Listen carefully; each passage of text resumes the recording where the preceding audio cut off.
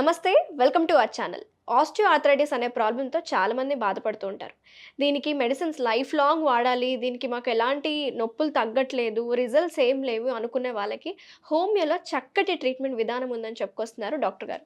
So ఈ అంశం గురించి వివరించడానికి ప్రస్తుతం మనతో పాటు ఉన్నారు ప్రముఖ హోమియోపతి డాక్టర్ చేతన్ రాజు గారు ఉన్నారు. నమస్తే సార్. నమస్తే మేడం. సార్, ఆస్టియోఆర్థరైటిస్ అంటాం కదా, అంటే ఇది మోకాలు నొప్పులేనా ఆస్టియోఆర్థరైటిస్ అంటే? మోకాలు నొప్పుల్లో ఒక type of arthritis osteoarthritis. Okay okay. Arthritis లో 100 రకాలు ఉంటాయి. ఓకే. కానీ మోకాలు నొప్పులకి మెయిన్ కాజ్ ఒక్కొక్కసారి ఆస్టియోఆర్థరైటిస్ ఉంటుంది చాలా మందిలో. ఆస్టియోఆర్థరైటిస్ ఓన్లీ మోకాల్లోనే ఉండదు, ఓకే, మనకు చిన్న చిన్న జాయింట్స్ లో కూడా ఆస్టియోఆర్థరైటిస్ అవ్వచ్చు. వీపు, నడుము, మెడ అక్కడ కూడా మనకు ఆస్టియోఆర్థరైటిస్ అవ్వచ్చు. సో ఓవరాల్ గా బోన్ లో ఉండే పెయిన్స్ ని ఆస్టియోఆర్థరైటిస్ అనొచ్చా? ఆర్థరైటిస్ అంటే బోన్స్ లో ఇన్ఫ్లమేషన్, అంటే స్వెల్లింగ్ అవ్వడం. సో ఎక్కడైతే జాయింట్లు మీట్ అవుతాయి కదా, 2 బోన్లు మీట్ అయ్యి ఒక జాయింట్ తయారవుతాయి మన బాడీలో. ఇప్పుడు మనం ఇది ఎల్బో జాయింట్ అంటాం, ఇది మూవింగ్ ఉంటుంది కదా. అవును సార్. అట్లా మూవింగ్ జాయింట్స్ ఉంటాయి, ఈ మూవబుల్ జాయింట్స్ ఉంటాయి. అయితే ప్రతి జాయింట్కి కార్టిలేజ్ ఉంటుంది. ఎప్పుడైతే ఈ కార్టిలేజ్లో డ్యామేజ్లు వస్తాయి కదా, అప్పుడు అది ఆస్టియోఆర్థరైటిస్కి లీడ్ చేస్తుంది. ఓకే. ఎందుకంటే direct bone to bone contact అయిపోతుంది, దాని తర్వాత రబ్బింగ్ అవుతుంది, దానివల్ల ఇంజురీ కాజ్ అవుతుంది. బోన్లో ఏమవుతుంది, అక్కడ మనకు ఆస్టియోఆర్థరైటిస్ స్టార్ట్ అవుతుంది. ఇప్పుడు మన స్కల్లో కూడా ఉంటుంది కదా, స్కల్ ఉంటుంది కదా, దాంట్లో కూడా మల్టిపుల్ బోన్స్ ఉంటాయి, కానీ అవన్నీ జాయింట్స్ ఉంటాయి అక్కడ కూడా. బట్ థింగ్ ఏంటంటే ఇవి మూవబుల్ జాయింట్స్ కాదు, ఇమ్మూవబుల్ జాయింట్స్. సో అక్కడ మనకు ఆర్థరైటిస్ వచ్చేది తక్కువ. మూవబుల్ జాయింట్స్లో మనకు ఆస్టియోఆర్థరైటిస్ వస్తుంది. ఇప్పుడు మనం మెడ ట్విస్ట్ చేస్తున్నాం, సో మెడలో ఆస్టియోఆర్థరైటిస్ రావచ్చు, షోల్డర్స్లో రావచ్చు, రిస్ట్ జాయింట్స్లో రావచ్చు, స్పెషల్లీ మోకాల్లో వస్తుంది. ఎందుకంటే అన్ని జాయింట్స్ కన్నా ఎక్కువ మనం మోకాలు వాడతాం, మొత్తం బరువు మోకాల మీద పడుతుంది. వాకింగ్ మనం మోకాల మీద హెల్ప్ తోటే చేస్తాం, అండ్ హిప్ జాయింట్స్లో వస్తుంది మోకాల తర్వాత. సో ఇట్లా ఎక్కువ కేసులేమో మోకాలు నొప్పులతోటి బాధపడే వాళ్లకు ఆస్టియోఆర్థరైటిస్ అనేది ఉంటుంది. ఓకే. అయితే చాలా సహజం అయిపోయింది సార్ ఈ రోజుల్లో. తక్కువ వయసులోనే మాకు మోకాలు నొప్పులు ఉన్నాయి అని అంటున్నారు కదా. సో దీనికి మంచి చక్కటి రెమెడీస్ ఏమైనా ఉన్నాయా? ఫస్ట్ ఆఫ్ ఆల్ నేను ఏమన్నాను, మెయిన్ కార్టిలేజ్ డ్యామేజ్ అవ్వకపోతే మనకు మోకాలు నొప్పులు రావు. సో చిన్నప్పుడు మనం చిన్న బేబీస్ ఉంటాయి కదా, జస్ట్ పుట్టిన బేబీస్, పెద్దవాళ్లకు 206 బోన్స్ ఉంటాయి, కానీ చిన్న పిల్లలకి మోర్ దెన్ 250 బోన్స్ కూడా ఉంటాయి, అప్ టు 300 కూడా ఉంటాయి. ఎందుకంటే అప్పుడు బోన్స్ మొత్తం ఫ్యూజ్డ్ ఉండవు, కార్టిలేజ్ ఎక్కువ ఉంటుంది వాళ్ళ బాడీలో. ఓకే. బోన్స్ ఎప్పుడైతే మనం కింద పడతాం మనకు ఫ్రాక్చర్లు అవ్వచ్చు, కానీ మీరు చూడండి చిన్న పిల్లలు కింద పడితే వాళ్ళకు అంత ఫ్రాక్చర్లు కేసులు ఉండవు, ఎందుకంటే కార్టిలేజ్ ఎక్కువ ఉంది వాళ్ళ బాడీలో. కార్టిలేజ్ ఏమో షాక్స్ ని అబ్జార్బ్ చేసుకుంటుంది. ఓకే. షాక్ అబ్జార్బర్ ఉంటుంది కదా బండికి, స్ప్రింగ్లు ఉంటాయి కదా, అట్లా ఇది కూడా షాక్స్ ని అబ్జార్బ్ చేసుకుంటుంది. ఎట్లయితే మనం ఏజ్ పెరుగుతాం కదా, అట్లా కార్టిలేజ్ ఏమో బోన్స్ లాగా మొత్తం ఫార్మేషన్ ఉంటుంది. సో అందుకే over a period of time age పెరిగేటట్టు కార్టిలేజ్ తగ్గుతుంది, బోన్ సైజ్ పెరుగుతుంది, బాడీలో బోన్ వెయిట్ పెరుగుతుంది. సో కంప్లీట్ ఫ్యూజన్ అయిపోయిన తర్వాత మనకు 206 బోన్స్ ఉంటాయి. ఇప్పుడు మనకు ఏం చేయాలి, మనం ఈ 206 బోన్స్ని ప్రొటెక్ట్ చేసుకోవాలి. దానికోసం మనం ఏం చేస్తామంటే వెయిట్ని రెగ్యులేట్ చేసుకుంటూ పెట్టుకుంటాం. మీరు చూడండి, వెయిట్ నార్మల్ BMI ప్రకారం ఉందంటే ఆ మనిషికి సగం రోగాలు రావు వేరే వాళ్ళకు ఉన్నవి. మీరు చూడండి, షుగర్ పేషెంట్, BP పేషెంట్ లావు ఉంటారు, లడ్డు. ఎందుకు, వాళ్ళ వెయిట్ ఎక్కువ ఉంది, వాళ్ళ హార్ట్ మీద ఎక్కువ ప్రెషర్ పడుతుంది, కిడ్నీ మీద ఎక్కువ ప్రెషర్ పడుతుంది, స్పెషల్లీ జాయింట్ల మీద ఎక్కువ ప్రెషర్ పడుతుంది.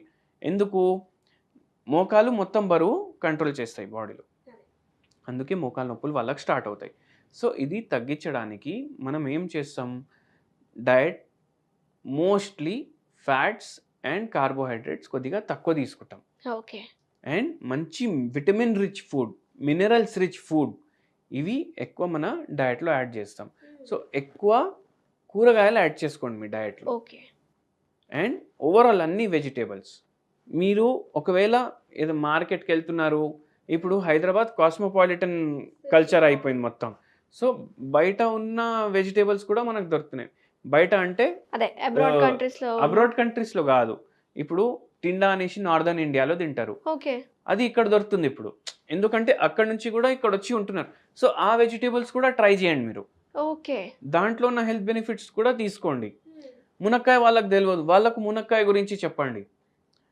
సో అట్లా మనం మన ఇండియన్ ఫుడ్సే ఎక్కువ ప్రిఫర్ చేయాలి. ఎందుకంటే ఫారెన్వి వెజిటేబుల్స్ మీరు తీసుకున్నారనుకోండి, ఇది మీకు 30 రూపాయల కిలో ఉందంటే అది 3000 రూపాయల కిలో కూడా ఉంటుంది. సో ఒక స్టోర్ కూడా ఉంది బాంబేలో, నేను రీసెంట్గా చూశాను. పొటాటోస్ బయట ఏదో కంట్రీ నుంచి, క్యాబేజ్ ఏదో కంట్రీ నుంచి, ఆరెంజెస్ ఏదో అన్ని 2000 కింద ఏం లేనే లేదు అక్కడ. అన్ని ఇంపోర్టెడే. యాక్టర్లు, ప్రొడ్యూసర్లు, డైరెక్టర్, ఫిల్మ్ స్టార్లు అందరు అక్కడే తీసుకుంటారంట. సో అట్లా కాకుండా ఇండియన్ ఫుడ్స్, రకరకాల ఫుడ్స్ ట్రై చేయండి. అండ్ దాంతోపాటు మనకు రెగ్యులర్లీ మంచిగా మినరల్స్, వైటమిన్స్ మంచిగా పోతాయి మన బాడీలో. మళ్ళీ ఇంకోటి మీరు ఏం చేయవచ్చు, ఇప్పుడు మనం పాలకూర పప్పు చేసుకుంటాం, అందరు చేసుకుంటారు. మీరు ఆలుగడ్డ పాలకూర కలుపుకొని చేసుకోండి కర్రీ, ఏదో చేంజ్ లాగా ఉంటుంది. ఇప్పుడు టమాటా ఆలు చేసుకుంటాం మనం. సో మీరు టమాటా, బెండకాయ, ఆలు 3 కలిపేసి ట్రై చేయండి. మిక్స్డ్ వెజిటేబుల్స్ లాగా 2-3 వెజిటేబుల్స్ మిక్స్ చేసి మీరు వండడానికి ట్రై చేయండి. ఓకే. సో అట్లా మీకు ఇంకా న్యూట్రిషన్ ఎక్కువ పోతుంది. ఎందుకంటే ఇప్పుడు నేను నాన్ వెజ్ తినకండి అని చెప్తే అందరూ అరే నాన్ వెజ్ లేకుండా మనం ఎట్లుంటాం, ఓన్లీ గడ్డి తినాలనా అనేసి అంటారు. తినాలి కదా అనుకుంటారు. 10 days అంటున్నారు మీరు. జనాలు డైలీ 2 పూటలు నాన్ వెజ్ తినేటోళ్ళు కూడా ఉన్నారు సార్. నేను అట్లీస్ట్ అంటున్నా వారానికి ఒక్కసారన్నా కావాలి కదా సార్, ప్రతి సండే.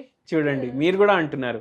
సో నాన్ వెజిటేరియన్ లో ఏమైపోయింది ప్రాబ్లం అంటే మొత్తం కల్తీ అయిపోయింది. రైట్. దానికి ఇంజెక్షన్లు ఇచ్చి, దానికి యాంటీబయాటిక్లు ఇచ్చి, ఫుడ్ చైన్లో మొత్తం అవి వచ్చేసి మన హెల్త్లు దానివల్ల ఖరాబ్ అయ్యి, మన కార్టిలేజెస్ డ్యామేజ్ అయ్యి. అందుకే ఎందుకు మీరు 100% షోర్ షాట్ ఉన్నారు, ఈ కోడి మీరు ఏదైతే కన్జ్యూమ్ చేస్తున్నారో మీ ప్లేట్లో ఏదైతే ఉంది దానికి ఏ హార్మోన్ ఇంజెక్షన్స్ ఇవ్వలేదు, ఏ యాంటీబయాటిక్ ఇవ్వలేదు, దానికి గ్రోత్ ప్రమోషన్లో ఎటువంటి బాధలు రాలేదు అంటే మీరు హ్యాపీగా తినండి. అండ్ దాన్ని బట్టి ఎక్సర్సైజ్ కూడా చేయాలి. మనం రెగ్యులర్లీ ఫిజికల్ యాక్టివిటీ చేయాలి. మీరు ఒకవేళ మోకాలు నొప్పు ఎక్కువ ఉన్న వాళ్ళు పారిజాత ఆకు మీరు బాయిల్ చేసుకోండి, కషాయం లాగా చేసుకొని అది డైలీ మార్నింగ్ సన్ రైజ్ అయ్యే ముందు మీరు కన్జ్యూమ్ చేయండి.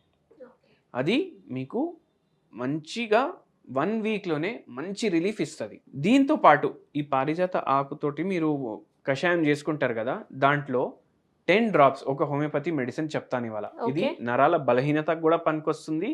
అండ్ మోకాల నొప్పి, ఆస్టియోఆర్థరైటిస్ ఉన్న వాళ్ళకు కూడా ఇది చాలా మంచిగా పనికొస్తుంది. ఏంటి సార్ చెప్పండి. ఇది కాల్చికమ్ ఆటమ్నేల్, ఇది ఒక మెడిసిన్. ఇది 10 potencyలో 5 drops ఇది దీంట్లో యాడ్ చేసుకొని కన్జ్యూమ్ చేయండి, మంచి రిలీఫ్ ఉంటుంది. ఐ మీన్ ఒక వయసు దాటిన తర్వాత వస్తాయి కదా సార్ మోకాలు నొప్పులు, వాళ్ళకి స్టేజ్ 3 అని చెప్తూ ఉంటారు, స్టేజ్ 3 స్టేజ్ 4లో వాళ్ళు కూడా ఈ మెడిసిన్ వాడచ్చు అంటారా? స్టేజ్ 3 ఉన్న ఏ స్టేజ్లో ఉన్న ఇర్రివర్సిబుల్ స్టేజ్కి కూడా వెళ్ళిపోతాము, ఆ స్టేజ్లో ఉన్న ఇది వాడొచ్చు. ఇది వాడితే వాళ్ళకు రిలీఫ్ వస్తుంది. మొత్తం రిపేర్ అని అంటలేను నేను, మొత్తం రిపేర్ కోసం మన క్లినిక్కి రావచ్చు వాళ్ళు. ఎందుకంటే హోమియోపతిలో హోలిస్టిక్ ట్రీట్మెంట్ ఉంటుంది. హోలిస్టిక్ ట్రీట్మెంట్ ద్వారా ఈ మోకాల నొప్పి ప్రాబ్లం ఎంత సివియర్ ఉన్నా మళ్ళీ మనం దాన్ని రివర్స్ చేస్తాం. సో కార్టిలేజ్ డ్యామేజ్ ఉందనుకోండి, కొద్దిగా డ్యామేజ్ అయింది అంటే అది తొందరగా రీప్లేస్ అయిపోతుంది. ఒక్కొక్కసారి పేషెంట్స్కి టీకేఆర్ చేయించుకోవాలి, ఆ స్టేజ్కి వెళ్ళిపోతారు, అంటే టోటల్ నీ రీప్లేస్మెంట్ చేసుకోవాలి అన్నట్టు. ఆ స్టేజెస్ నుంచి కూడా మళ్ళీ ఇప్పుడు మోకాలు ఎలా అయిపోయినాయి అంటే బెడ్రూమ్ నుంచి బాత్రూమ్కి కూడా నడవనీకి వస్తలేదు పేషెంట్కి అనుకోండి.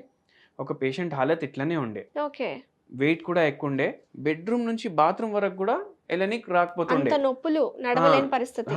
సో టీకేఆర్ చేయించుకుందామా, నీ రీప్లేస్మెంట్లు చేయించుకుందామా అని అనుకున్నారు. లక్కీలీ వాళ్ళు మన దగ్గరకు వచ్చారు, మనం సర్జరీ చేయించుకోకండి అని చెప్పినాము. మీరు గ్యారంటీగా రాసిస్తారా అని అన్నాను. మీరు 4 నెలలు నా మందులు వాడండి, నేను ఏం గ్యారంటీ ఇవ్వలేను. ఇప్పుడు ఇన్ని ఏండ్ల నుంచి ఇట్లనే ఉంటున్నారు కదా, 4 నెలలు నా మందులు వాడి దాని తర్వాత మీరు డిసైడ్ చేసుకోండి టీకేఆర్ చేసుకోవాలన్నా వద్దా అనేసి, రీప్లేస్మెంట్ చేసుకోవాలన్నా వద్దా అనేసి. 2 monthsకే మందులు ఇచ్చినాం మనం, సగం నొప్పి పోయింది. దాని తర్వాత స్లోలీ బరువు తగ్గింది. అండ్ మనం ఏం చేసినామంటే హోలిస్టిక్గా మనం ట్రీట్ చేస్తాం, అంటే బాడీలో ఉన్న అన్ని ప్రాబ్లమ్స్కి ట్రీట్మెంట్ చేస్తాం మనం. సో ఏమైపోయింది, వెయిట్ తగ్గింది, వెయిట్ తగ్గింది, మోకాల మీద బరువు కూడా తగ్గింది. అండ్ దాని తర్వాత స్లోలీ మనం పేషెంట్కి ఫిజికల్ యాక్టివిటీ స్టార్ట్ చేయించినాము. And slowly totally patient recover అయిపోయారనమాట. డ్యూరేషన్ ఎన్ని రోజులు సార్? ఇంకా వాడుతున్నారు మెడిసిన్. అండ్ ఇంకా పూర్తిగా ఆపలేదు. నేను ఇప్పుడు టేపరింగ్ చేస్తున్నాను. అంటే మనం డోసేజ్ తగ్గించుకుంటూ పోతాం అనమాట. స్లోలీ ఇంకో 4-5 మంత్స్లో మనం టోటలీ మెడిసిన్స్ ఆపేస్తాం. ఇంకా వాళ్ళకి లైఫ్లో ప్రాబ్లం రాదు. అందరు లైఫ్లో ప్రాబ్లం రాదనుకుంటే ఏమనుకుంటారు, అరే దాని తర్వాత డైలీ చికెన్ బిర్యానీ తినొచ్చు, డైలీ మనం ఎంత వెయిట్ పెరిగినా ప్రాబ్లం లేదు. కానీ చూడండి, మనం వెయిట్ తగ్గించినాము, మోకాలు నొప్పులు తగ్గించినాము, మొత్తం రిపేర్ చేయించినాము మళ్ళీ. సో మీరు అవే అలవాట్లు మళ్ళీ చేసుకున్నారనుకోండి, మళ్ళీ డ్యామేజ్ అవుతుంది. హెల్దీ లైఫ్ స్టైల్ లీడ్ చేయండి. ఒక్కసారి తగ్గించుకున్న తర్వాత హెల్దీ లైఫ్ స్టైల్ లీడ్ చేయండి, మీకు మళ్ళీ లైఫ్లో రాదు మోకాలు నొప్పి. So thank you so much sir, చాలా డీటెయిల్గా ఎక్స్ప్లెయిన్ చేశారు. సో చూసారు కదా వ్యూయర్స్, మీలో ఎవరికైనా మోకాలు నొప్పులు, ఈ ఆస్టియోఆర్థరైటిస్ ప్రాబ్లమ్స్ కనుక ఉంటే కింద స్క్రోల్ అవుతున్న కాంటాక్ట్ డీటెయిల్స్కి అప్రోచ్ అవ్వచ్చు. మీకు ఏమైనా హోమియోపతి మెడిసిన్స్ కావాలన్నా, లేకపోతే డాక్టర్ గారితోటి కన్సల్టేషన్ కావాలన్నా కింద స్క్రీన్ మీద కనిపించిన నెంబర్కి అప్రోచ్ అవ్వండి. So thank you so much sir, నమస్తే.